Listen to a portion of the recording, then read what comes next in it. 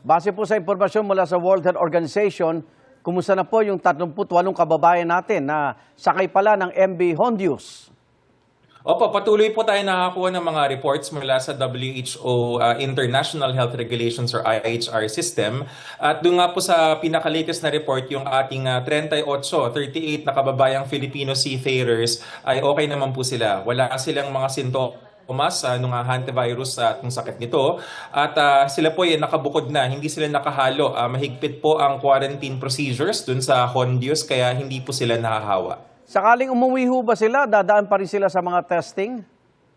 Meron naman po tayong capabilities no kaya natin mag-testing. Yan po yung PCR at iba pang mga paraan natin sa mga laboratorio.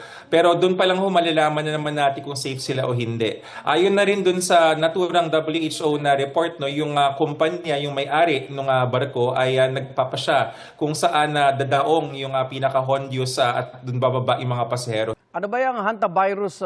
Matagal na po ba yan, Yusek? Opo, matagal na po itong hantavirus. Yung hantavirus, Hantaviridae, yun yung pinaka-scientific name niya. Isa siyang pamilya ng iba-ibang mga viruses. No? Merong mga viruses na ang sintomas ay dun sa pinaka-lungs, cardiopulmonary syndrome. Yung isa naman po ang sintomas mga renal. Wala pong gamot dito, ngunit naiiwasan po ito sa paraan ng ating hand washing, yung ating mga public health precautions. Nagkaroon na tayo ng kaso niyan nung nakaraan?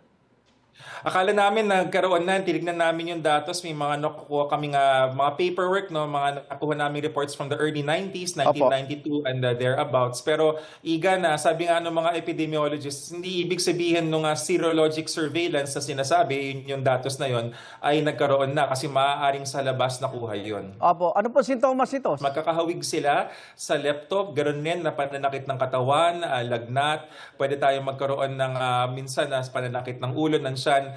Hindi siya specific, yan ang sinasabi nga ng mga doktor sa ospital, hindi specific sa hantavirus. Kaya importante dito yung medical history of exposure. Daga pala ang pinagkukunan ng hantavirus.